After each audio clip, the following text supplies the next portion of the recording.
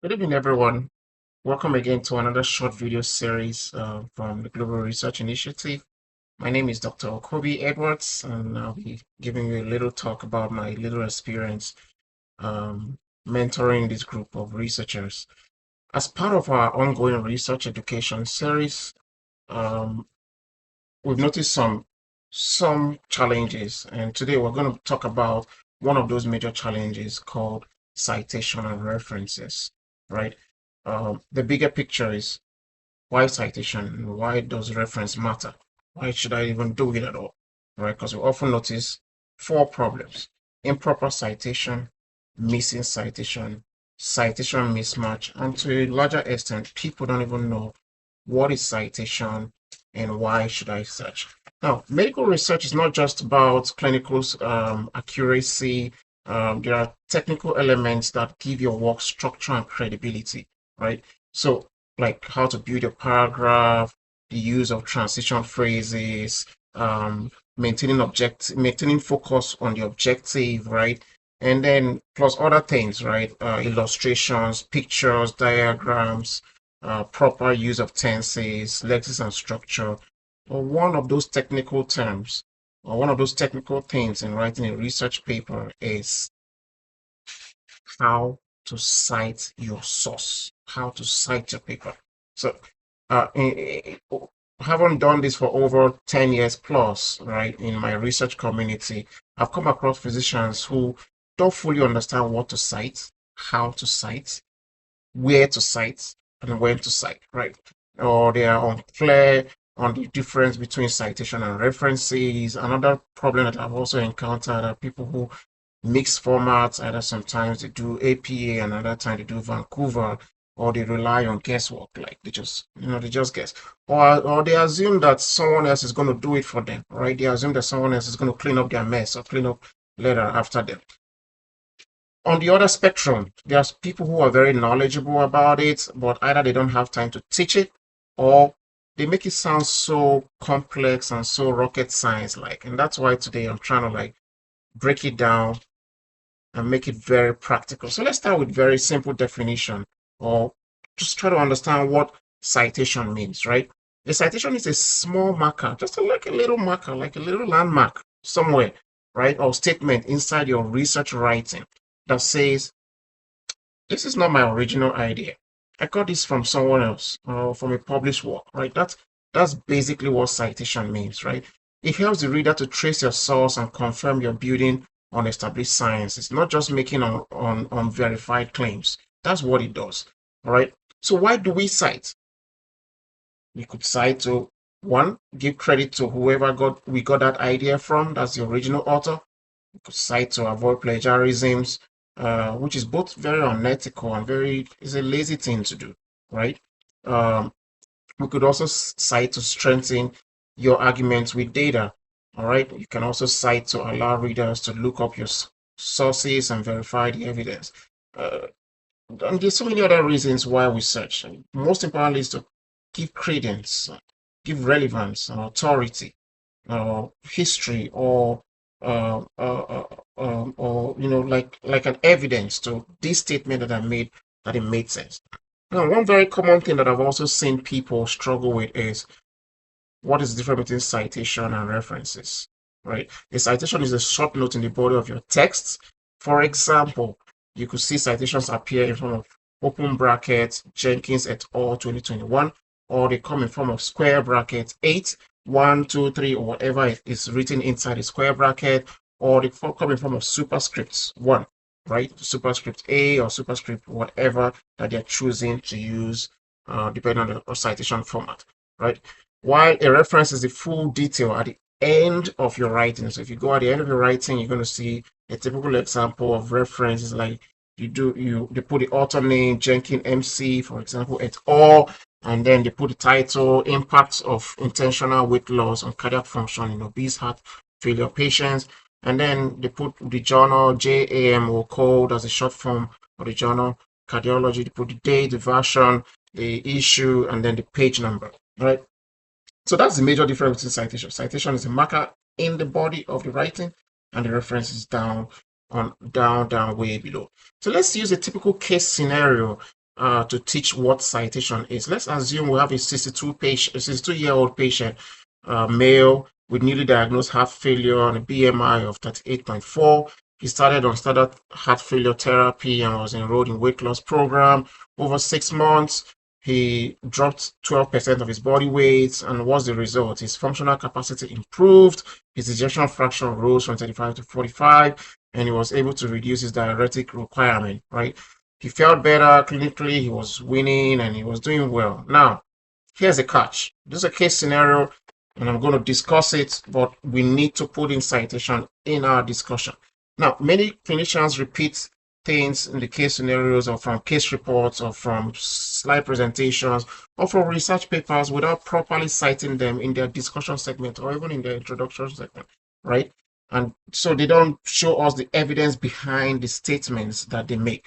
They say things like, for example, in this case scenario, weight loss improves heart failure outcomes, and they just leave it plain, right? And then they continue writing, right? Or they could say obesity contributes to cardiac remodeling, and they just leave it hanging without citing where they got that particular obesity contributes to cardiac remodeling from, right? Sometimes they assume it's common knowledge that obesity contributes to cardiac remodeling. Other times they simply forget to just back it up. And that's where the problem is. Not because it is wrong, but because in academic and scientific communication, every non-verbal claim must be traceable, right? And that's the essence of proper citation. That's just it. Every non-verbal, obvious, non-obvious, not even non-verbal, non-obvious claim must be citable, right? In academic and scientific communication, every non-obvious claim must be traceable. You don't just wake up and say obesity contributes to cardiac remodeling without telling us, okay, who said so? How did they know? Where did they get it from? Where did you get that statement from? Right? That's where citation, truly comes in. So let's use this case to break down citation fundamentals. Let's say you want to write, this is a teacher. Let's say you just want to write, as a case report or for a brief publication, and then you write, right? And then in your statement, you just start with intentional weight loss of greater than 10% in obese patients with heart failure will reduce ejection fraction is associated with improved ejection fraction and reduced symptom burden. All right, now pause. This is a powerful claim, but ask yourself, did that claim, did it originate from a clinical data? Did it originate from you, right? Or from somewhere else? If it originated from somewhere else, right, then you have to cite it. If not, then how did you get it? Did your data support it or not? Right? So you should back it with citations like when you're done at the end of the statement, reduce symptoms burden, you put square bracket 12, right? Where 12 may refer to something like the reference number where you got it, right? If you're discussing reverse modeling after weight loss, for example, you could cite the reference that you got it from, right? And so let's try another one. Let's play it out the right way or the wrong way, right? On how to do these things.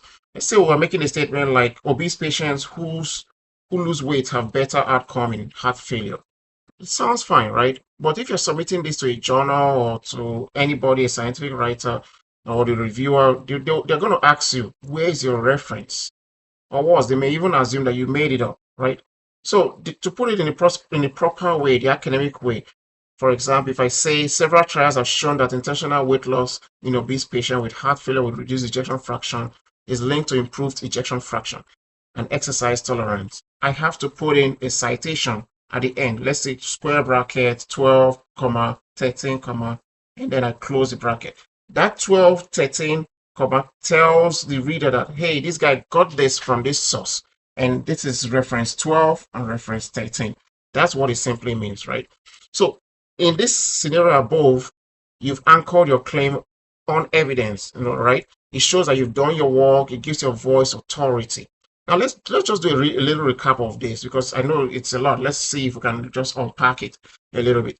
Using real world scenarios. All right. Remember, as a scientist, not everything is common knowledge. Even if it's well known among clinicians, right? It is not yours. And if it is not yours, cite it, right?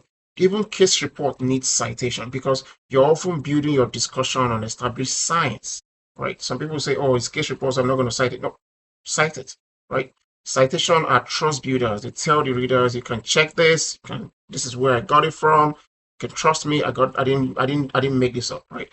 Missing a citation doesn't just weaken your argument, it undermines your professionalism when you miss one. Using clinical examples like this makes teaching, and citations relatable, right? And that's what we've aimed to do in our research education series to make sure that many of the statements that we make as a group or as individuals come out with authority, right? But here's the catch, right? Many physicians repeat these findings, all right?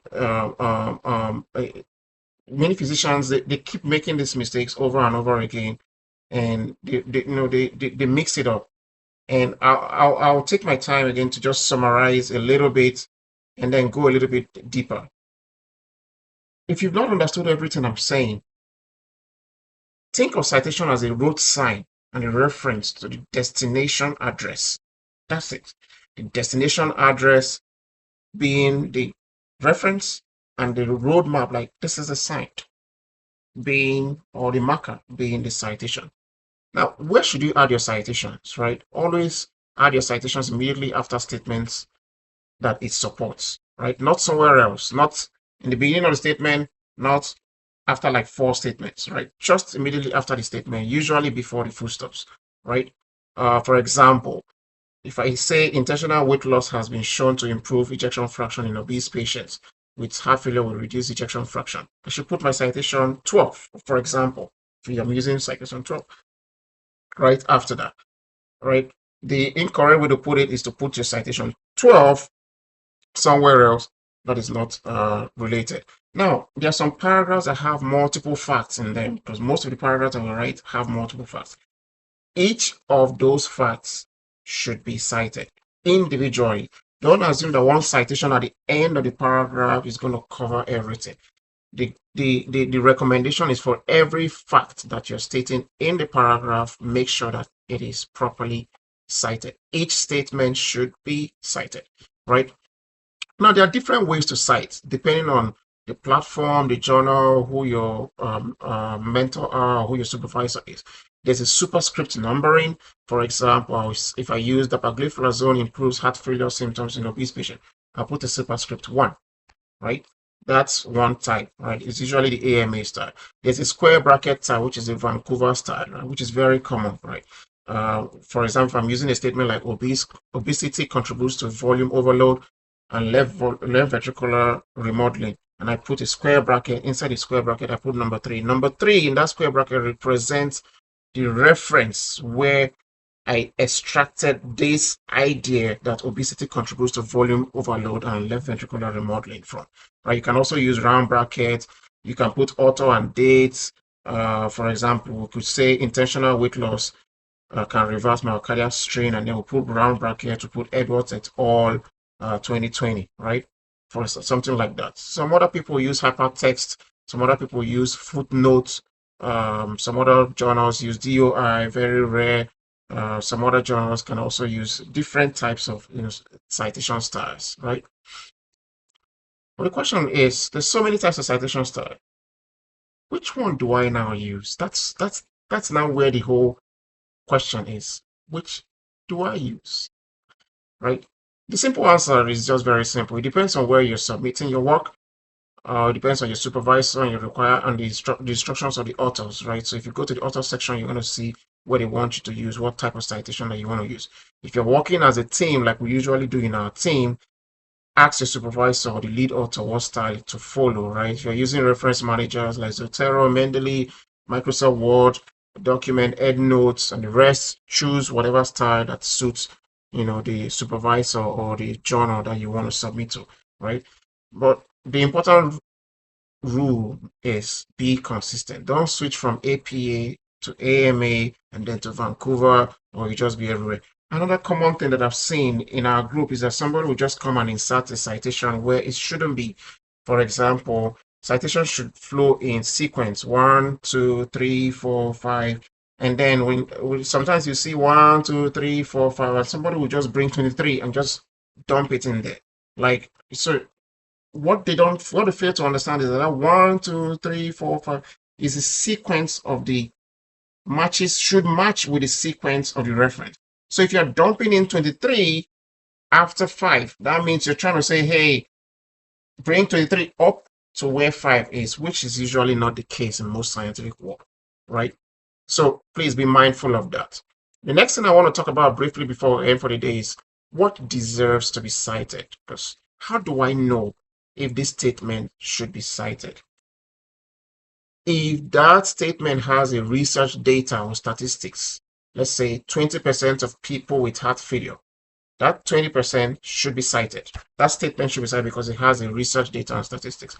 If I say 1.2 billion people suffer from hypertension, that statement should be cited because it has data on it, right? A typical example is obesity is associated with 50% with a 50% higher risk of heart failure with reduced ejection fraction. I should cite that paper for example, I want to use square bracket 14 and I cite it. If you're getting your information from a clinical trial meta-analysis, cite it. If your information is coming from guidelines of, let's say, AHA, ESC guideline, AFP guideline, cite it, right? Hypotheses or pathophysiologies or mechanisms, cite them, right? For example, if I want to say increased epicardial fat is linked to impaired diastolic function, that's a pathophysiology. How did I get that information? I have to cite it. For example, I'm going to put square bracket 15 or whatever. If it's an expert opinion or you paraphrase from a different journal, please cite that particular journal that you paraphrased, right? But the things that don't need to be cited are very common things. When a man stops breathing, he dies. It's a common knowledge. You don't have to cite that, right? Um, your own clinical experience, you don't have to cite it, right? Your data that you're interpreting, then you also don't have to cite the data that you're interpreting. Okay. So these are common things in research. Now, as science evolves and life technology evolves, there are tools that have been created to make things easy, like AIs can help you to cite appropriately. A lot of tools have come up. Zotero, Mendeley, EndNote. These are tools that could help you cite. Google Scholar, even Google itself can also help you, insert proper citations where they should be, right? Final thoughts. Let's face it, mastering citation is like mastering physical exam, right? In medicine. It may seem tedious, at first, but once you get it, it becomes a second nature. It's a mark of integrity. That's what I'm going to say. I mean, it's a mark of professionalism. It's a mark of scientific credibility, right? Uh, in the world of information overload, proper citation and proper work or proper detailed work stands out as a serious contributor to evidence-based science. And I want all of us to be one of those people who continue to add evidence-based science to medicine. So whether you're publishing a case report, writing a meta-analysis, writing a literature review, understanding citation, references, the different ways where you're going to add them and using them every day is the key to professional writing. Thank you so much. My name is Dr. Okobi Edwards, and God bless.